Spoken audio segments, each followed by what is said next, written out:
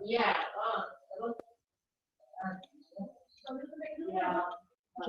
Selamat pagi teman-teman semua. Pagi Bu. Ada yang minta unmute sebentar. Ada yang raise hand? Ada? Pagi Bu. Ya, saya pencet harusnya unmute tadi Bu. Oke. Hari ini kita akan belajar SVM. Kemarin sudah belajar SVM dengan Pak Oktav ya? Iya Bu, yang teori Bu. Oke. Sudah belajar bahwa SVM itu prinsip kerjanya adalah memaksimalkan hyperplane, sudah? Apa bingung?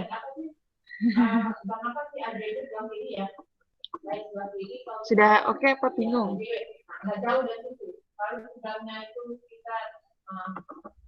Kan kenapa nggak ada yang jawab? Halo? Putus? Putus nggak ini? Nih, hilang. Halo? Ada Bu, suaranya. Masih ada Bu. Ada Bu, ada. Oke.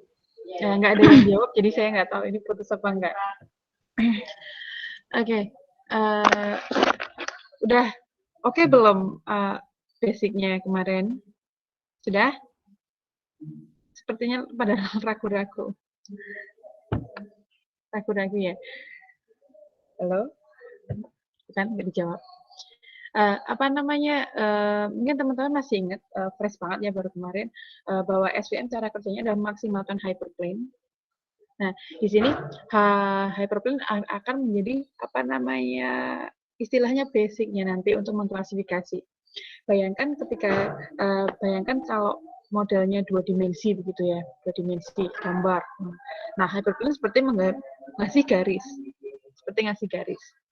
Nah, berarti yang dari sebelah sana sininya, beda sisi itu berarti beda kelas, begitu. Itu adalah cara kerjanya si SVM. Nah, bagaimana dia bisa menemukan hyperplane? Karena dia dapat support vector. Apa itu support vector? Dia adalah apa tadi? Poin-poin, data point ataupun instance atau sampel-sampel yang berada paling pinggir. Jadi ketika dia misalnya kelas 0 sama kelas 1, data yang paling pinggir dari kelas 0 sama data yang paling pinggir dari kelas 1, dia akan menjadi support vector. Nah, nanti hyperplane ini adalah garis yang memisahkan antara support vector ini, tapi yang paling maksimum atau yang paling di tengah-tengah gitu, yang paling adil bagaimana pergeserannya gitu. Kalau kemarin teman-teman sudah belajar manualnya. Nah, sekarang kita akan belajar praktikumnya. Nah, ini kita akan menggunakan library dari Scikit, pakai SVM gitu. Kemudian datanya ada nilai mahasiswa1.csv. Teman-teman sudah bisa download juga di e-learning ya. Udah ada yang dari pertemuan keberapa itu. Kita pakai lagi supaya kita eksplorasi satu data dengan macam-macam metode. Kemudian di sini kita masih akan mengklasifikasi di kelas biner. Nah, kalau masih ingat juga teman-teman kemarin untuk nilai mahasiswa 1, saya download ya, saya upload dulu. Enggak mau. Ini harus belum.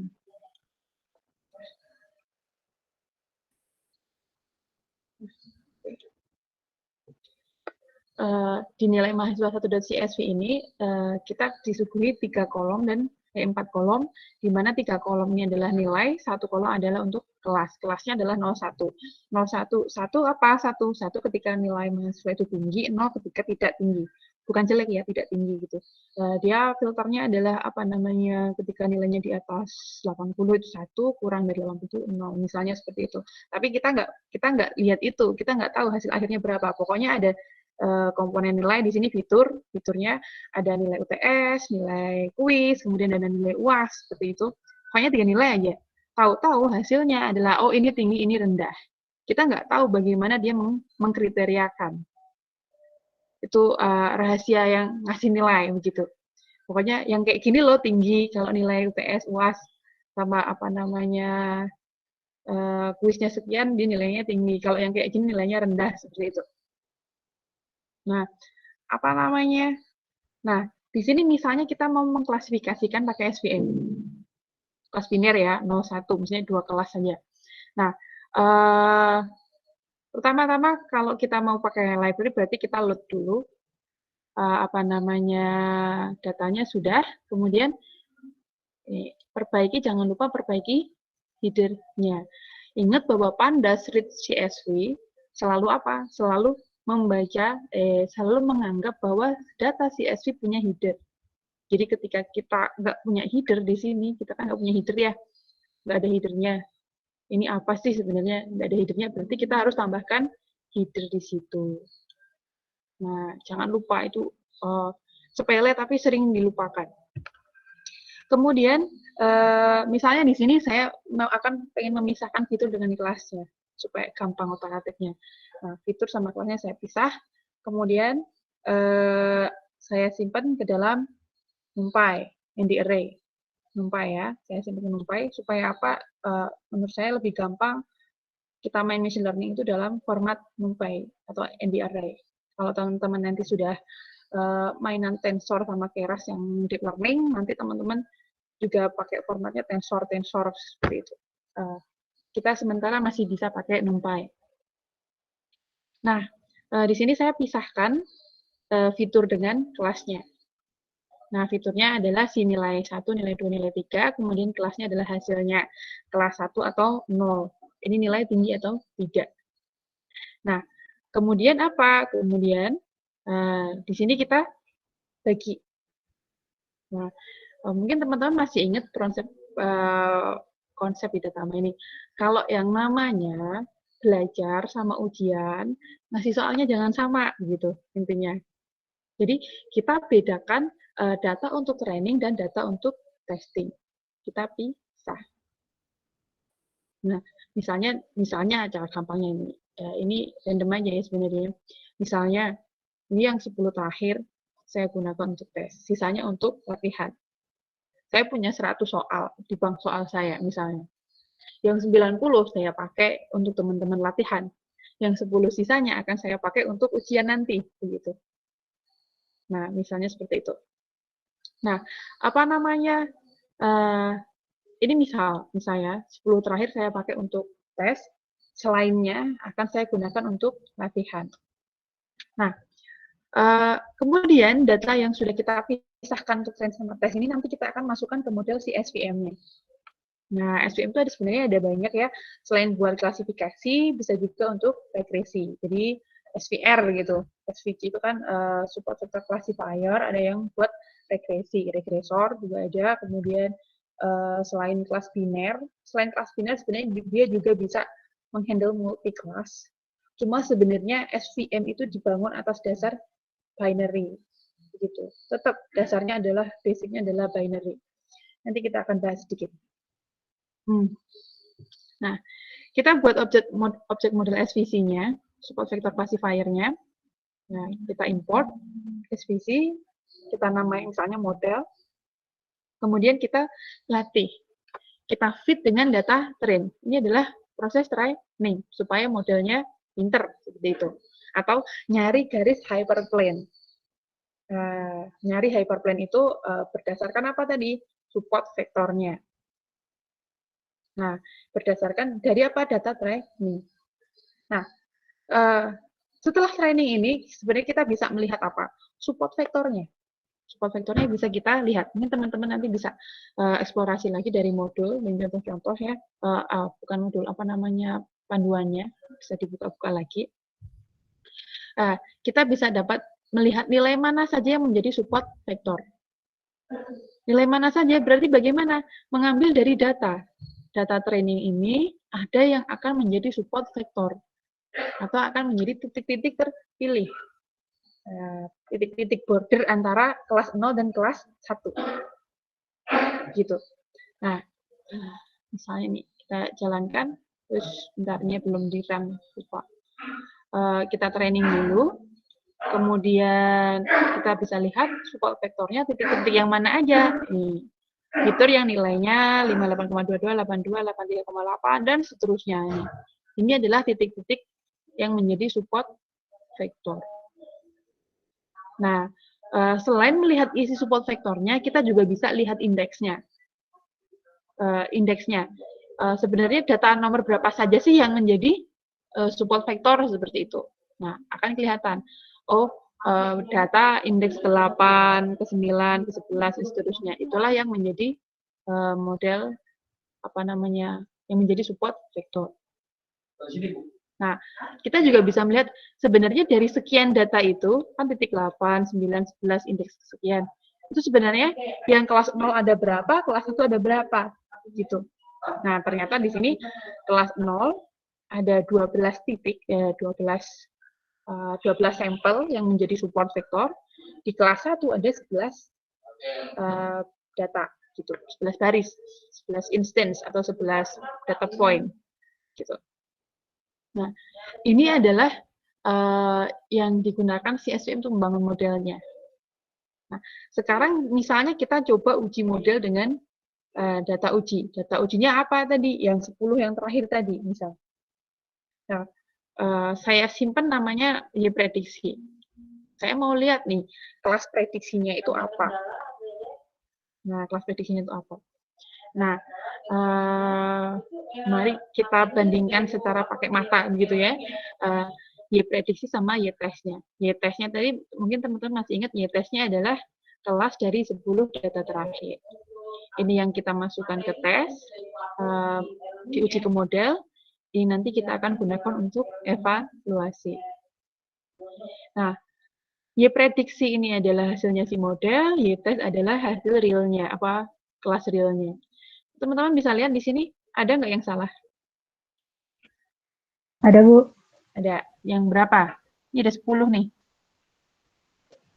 Yang ke-10 ya, Bu? Ya. Prediksinya 0. Ya. Yang pasti tes hasilnya 1. Prediksinya 0. Yang benar adalah 1. Gitu. Nah, gitu ceritanya. Prinsipnya gampang sekali ya. Sebenarnya yang paling penting adalah kemarin adalah konsepnya itu harus dimatangkan. Gitu. Bahwa saya ingatkan kembali bahwa kita memakai Python, kemudian udah ada library dan sebagainya, itu adalah tools untuk mempermudah kita saja untuk melakukan pekerjaan-pekerjaan yang lebih advance, analisis dan sebagainya. Pada dasarnya seperti itu. Kemudian karena teman-teman level S1 harus banget gitu ya tahu prinsip atau cara kerjanya. Nah, kemudian berikutnya adalah multi-class SVM. Multi-class SVM kalau tadi binary ya 01 gitu, kita juga bisa menghandle multi-class SVM. Tapi balik lagi, sebenarnya SVM itu dibangun atas dasar apa? Kelas biner. Nah, jadi bagaimana cara dia menghandle multi-class-nya? Nah, ada metode one versus all atau one versus rest. Jadi satu versus semuanya sama one versus one. Bayangkan misalnya, saya cari gambar. Misalnya, saya punya kelas. Kelas ada 3 gitu. Kelas 3. Iya, siapa? Iya. Siapa ya?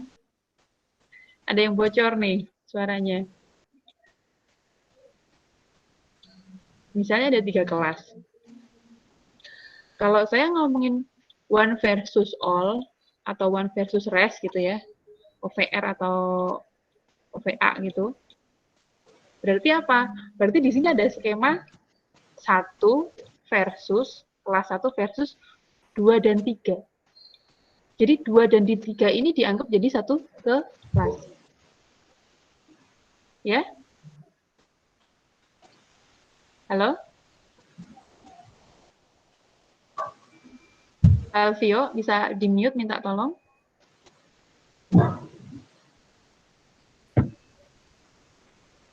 Ya udah. Mute. Ya, mute aja ya. Kemudian dia akan lagi begitu 2 versus 1 dan 3. Nah, jadi kan kayak biner kan? 3 versus 1 dan 2. Gitu. Nah, ini adalah one versus all atau one versus rest. Nah, kalau one versus one, namanya juga 1 sama 1 ya. Berarti apa? 1 sama 2, 1 sama 3 gitu. Kemudian apa? 2 sama 3. Ini adalah one versus one. 1 versus 1. Gitu. Jadi itu adalah skemanya untuk multi-class SVM. Nah, bagaimana kabarnya kalau pakai di praktikum ini? Nah, kabarnya baik-baik saja. Nah, kalau teman-teman tidak nggak ngotak-atik gitu ya, maksudnya pakai default, sebenarnya kalau default saja, nah ya bentar, kita pakai data UCI ya nyobanya ya. Kita coba pakai data Iris yang punya 3 kelas, Iris setosa, Iris versicolor, sama Iris virginica. Ini ada 3 kelas. Kita coba pakai SVM seperti itu. Nah, sebenarnya apa namanya? Secara default dia akan menggunakan one versus rest. One versus rest berarti 1 versus banyak begitu. Di mana banyaknya itu dianggap sebagai 1 kelas. Kebayang nggak? Seolah-olah labelnya dianggap sama begitu. Sayang ya. Halo? Apakah masih ngantuk? Ya, kebayang, Bu. Nah, saya khawatir teman-teman masih ngantuk. Nah, Enggak, Bu. Tendang. Nah, misalnya saya ambil modelnya namanya model Iris. Saya import SVC seperti itu. Kemudian saya fitkan dengan apa? Fitur dari data Iris. 3 kelas ya, kelasnya ada 3. Kelasnya 3. Nah, di sini teman-teman perhatikan decision function shape-nya adalah UVR. One versus rest. 1 versus sisanya gitu. Jadi kelas 1 versus kelas 23. Kelas 2 versus 13. Kelas 3 versus 12 begitu. Nah, itu secara default. Tapi kalau teman-teman mau pakai one versus one, teman-teman bisa tambahkan ini decision function-nya diganti one versus one. Satu-satu saja, head to head aja kita gitu misalnya. Jangan main keroyokan, kita head to head. Oke, one versus one. Gitu. Ya. Nah,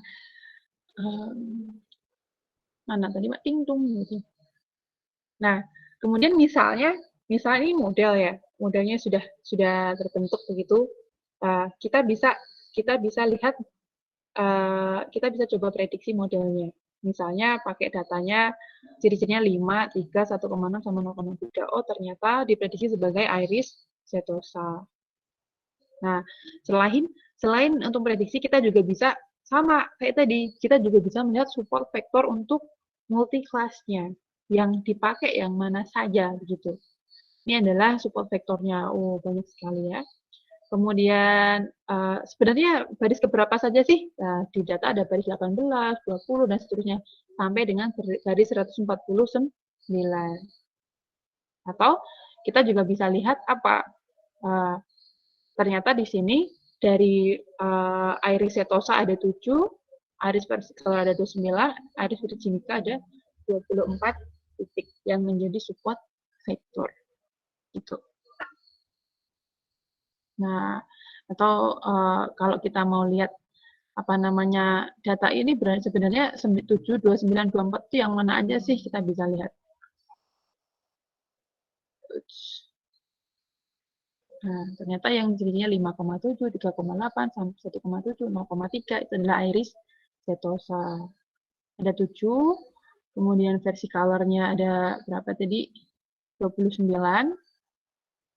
Kemudian Iris virginica-nya ada 24 gitu. Begitu ceritanya. Cerita singkatnya. teman-teman bisa eksplorasi lagi, bisa coba-coba juga dengan regresi. Ada yang mau disampaikan atau ditanyakan?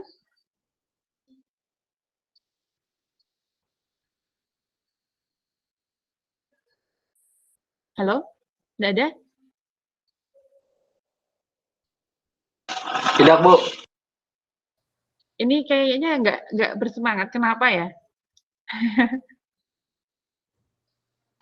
Puasa, Bu.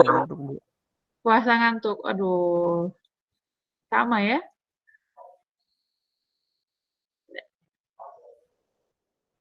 Nah, meskipun puasa dan ngantuk, harapannya teman-teman masih tetap punya sedikit energi atau semangat tersisa untuk sekedar belajar. Kemarin penuh banget ya berarti ya sekolah kuliahnya. Iya Bu, dari pagi sampai maghrib Bu.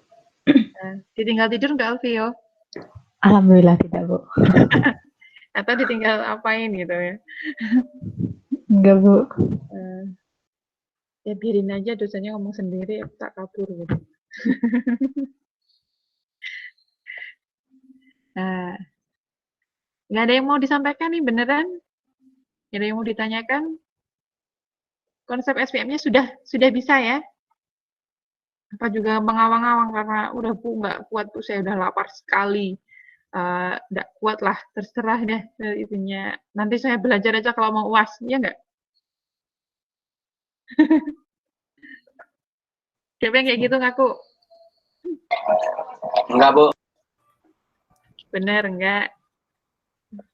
Biasanya pada, kalau enggak berarti kamu mahasiswa yang baik gitu. Saya aja zaman dulu kuliah kalau sudah nggak kuat itu ya pokoknya hadir, entah ngantuk, entah apa ya pokoknya hadir gitu. Nanti ya udahlah biarin aja nanti minta bahan dalam hatinya. Kalau mau ujian baru belajar. Saya kan mahasiswa yang nggak baik, itu jangan ditiru. Saya sangat bangga kalau teman-teman memperhatikan konsisten dan sebagainya. Ada yang mau disampaikan Mas Cahyo? Oh, nggak jadi. Enggak, Bu. Ya ada? Yang lain nggak ada? Nah, ya udah jangan lupa dicoba ya. Jangan lupa dicoba. Nanti SPM-nya kuis nggak ya? Start. Oke. Siapa yang mau main ke sini? Emang itu di mana, Bu? Bisa Bu. Hah? Apa? Alfio? Apa Alfio? Enggak Bu, enggak apa-apa Bu. Kerja sampai sore di sini. Saya pamit ngejar dulu sebentar. Jadi kalau sudah tidak ada yang ingin disampaikan atau ditanyakan, mungkin kalau begitu saya akhiri, enggak apa-apa. Kelas laginya masih siangan ya? Iya, Bu. Iya Bu. Oke. Nah, nanti bisa istirahat. Silakan nanti habis ini segera pada istirahat tidur dulu ya. Nanti habis Jumatan kelas lagi. Bu, saya mau nanya, Bu. Ya, Mbak Yulia, silahkan. Kalau misalkan saya mau mengerjakan proyek deteksi penyakit melalui citra daun gitu, itu cocoknya pakai model apa, Bu? Kamu maunya pakai apa? Kalau seperti itu, Mbak, kalau mau pakai model apa, misalnya kamu bingung, KNN kah, naive Bayes kah, SVM kah, decision tree kah, dan sebagainya, begitu ya. Mbak bisa baca dulu paper. Nah, kenapa kayak gitu? Ibu, saya harus baca dulu, kenapa nggak dijawab aja sih? Gitu. Sering banget kayak gitu. Jadi saya bilang, balik lagi ke konsepnya sebenarnya. No free lunch. Nggak ada makan siang gratis. Maksudnya apa? Apakah Bu Nurul nggak mau berbagi? Bukan. Nah, kenapa? Kenapa saya pun nggak bisa menjawab yang mana yang paling bagus? Nggak tahu saya. Anda harus nyoba dulu. Makanya saya sarankan adalah membaca paper. Baca paper dulu. Paper-paper yang sudah ada, misalnya. Mau mengklasifikasi daun. Pakai mana ya yang paling bagus? Gitu. Apakah SVM? Apakah deep learning? Apakah ANN? Apakah decision tree? Apakah naive bias? Dan sebagainya. Silahkan. Begitu. Banyak sekali paper tentang klasifikasi daun. Entah itu daun yang sama atau daun dengan spesies sama, spesies genus yang sama misalnya, sama-sama daun apa tapi ada jenisnya macam-macam gitu.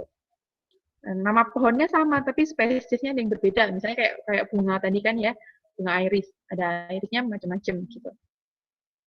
Ada yang mudah seperti itu, ada juga yang bunga daunnya macam-macam, maksudnya memang beda spesies. Ada yang daunnya memanjang, ada yang membulat, ada yang ya kayak daun apa, ada yang model kayak daun singkong, ada yang model kayak daun kelapa, ada yang model kayak daun mangga, macam-macam itu juga ada. Nah makanya balik lagi ke kasusnya masing-masing gitu. Kalau apa namanya itu ada mengklasifikasi daun yang pernah diteliti orang, kamu bisa lihat kalau pakai metodenya dia bagaimana kerjanya. Nah misalnya kalau pakai metodenya si X itu pakainya apa misalnya, pakai SVM. Hasilnya cuma 80%. Masa sih cuma 80%? Padahal aku mau mengklasifikasi daun yang sejenis itu gitu misalnya. Atau daun yang sama. Tapi saya ngambil data sendiri gitu misalnya. Apa jangan-jangan salahnya di mana? Saya mau tetap pakai SVM. Berarti saya bisa improve di mana misalnya? Mungkin teman-teman bisa improve di ekstraksi cirinya. Yang namanya image ya, image kan harus diekstrak dulu ciri-cirinya. Ini teman-teman sudah belajar di pengolahan citra misalnya. Misalnya kamu ekstrak ciri-cirinya tepinya kan, tepinya apakah GLCM-nya, kemudian apakah level occurrence metriknya, ataukah mungkin perhitungan-perhitungan citra yang lain, misalnya apa ya? Banyaklah macamnya ya. Saya udah lama banget nggak belajar nggak ngajar pengolahan citra, sampai lupa. Nah, itu tekniknya ada banyak. Silakan dieksplorasi di situ. Misalnya pakai metode yang lama, atau saya pengen pakai fitur yang sama, tapi saya nggak mau pakai SVM karena SVM di sini nggak terlalu bagus. Ya silahkan, gitu. Coba cari metode lain yang mungkin lebih bagus. Baca paper lagi, begitu. Yang kira-kira yang bisa kamu jadikan acuan, yang ada kemungkinan harapannya adalah hasilnya lebih bagus, gitu. Atau ganti semua, coba cari-cari yang lain, gitu. Misalnya saya pakai histogram of oriented gradient-nya, oke fiturnya, kemudian klasifikasikan pakai SVM, atau pakai gray level occurrence metric, kemudian SVM, atau diganti, jangan SVM, begitu. Ya, monggo. Gitu ya Mbak Yulia ya. Bu, tapi buat pertimbangannya itu, kalau misalkan ada model, misalkan CNN gitu ya Bu, terus ya ini tingkat akurasinya tinggi, tapi komputasinya itu berat, itu perlu dipertimbangin nggak Bu? Apa mending pakai yang lebih rendah nggak apa-apa, tapi komputasinya lebih ringan? Tujuanmu mau ngapain memangnya? Balik lagi ke tujuan, dan itu mau buat apa begitu?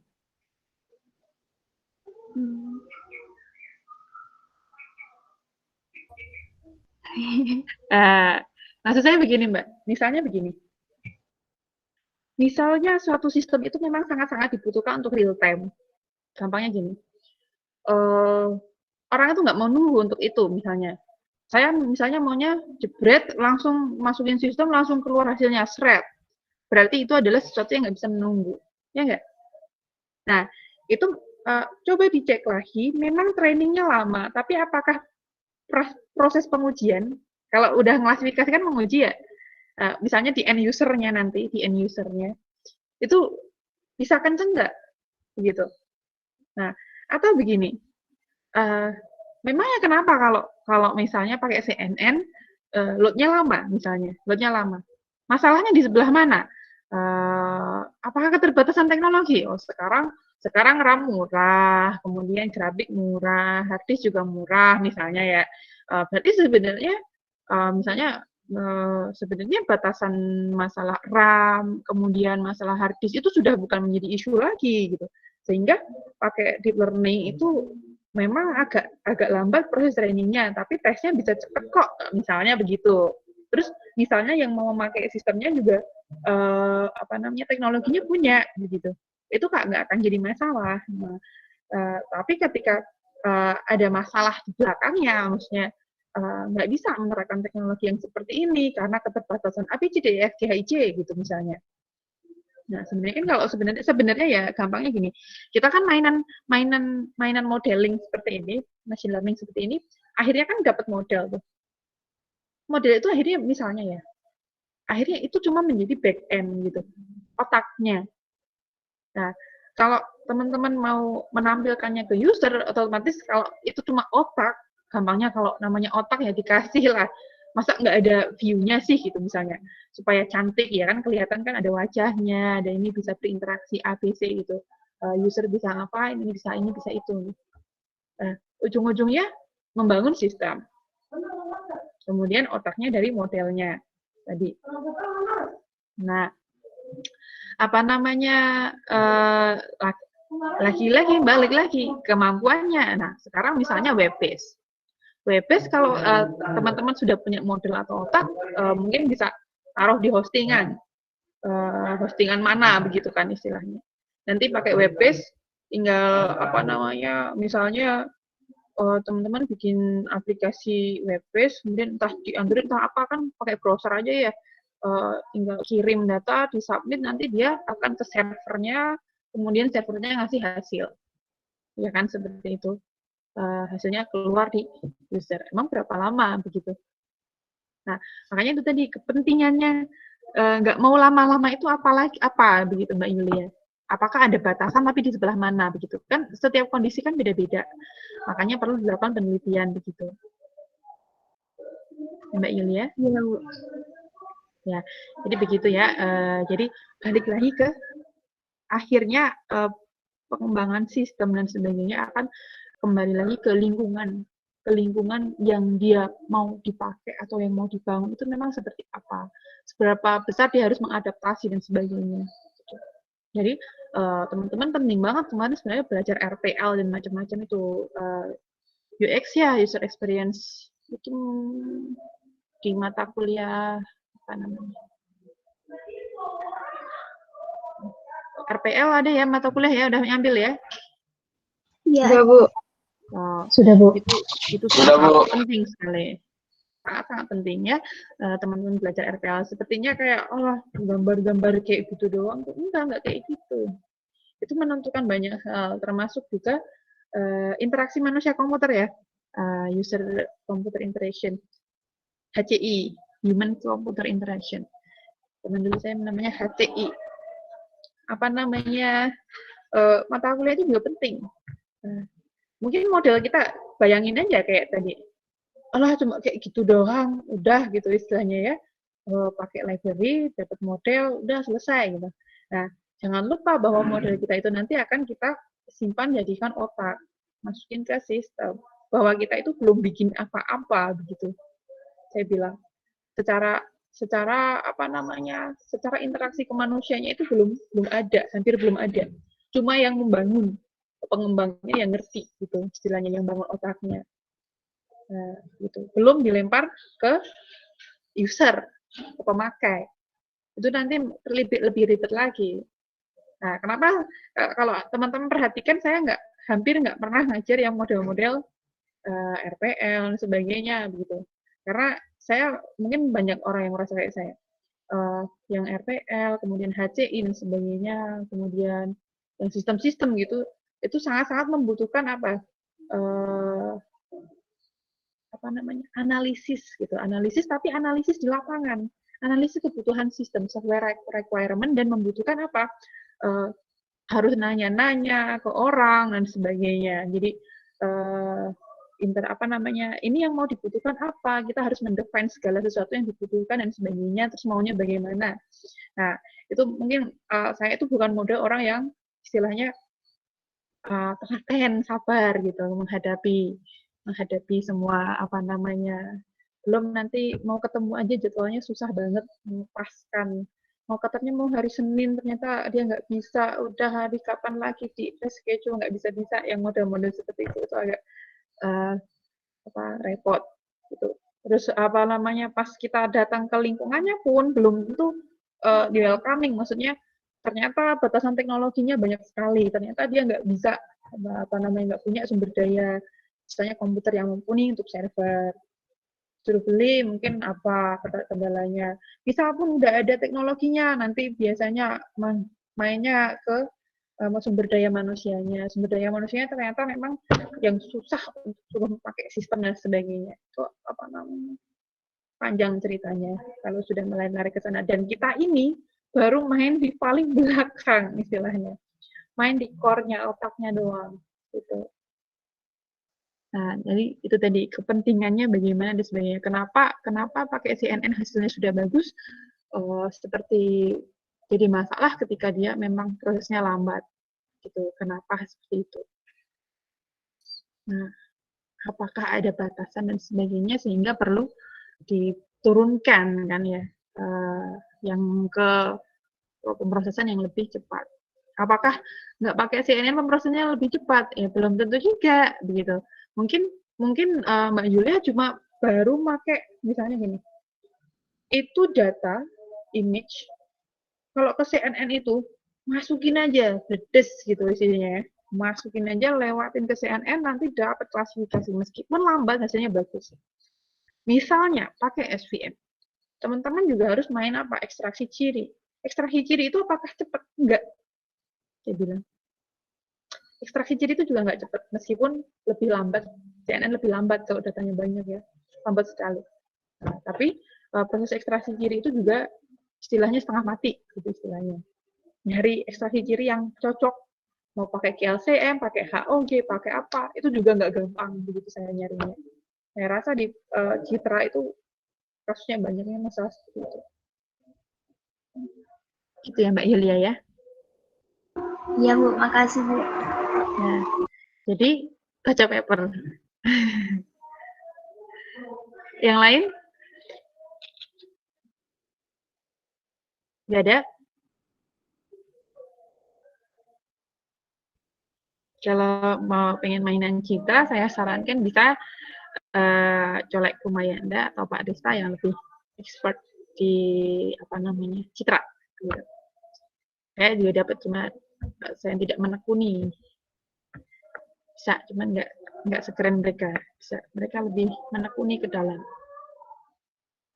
Saya masih main teks.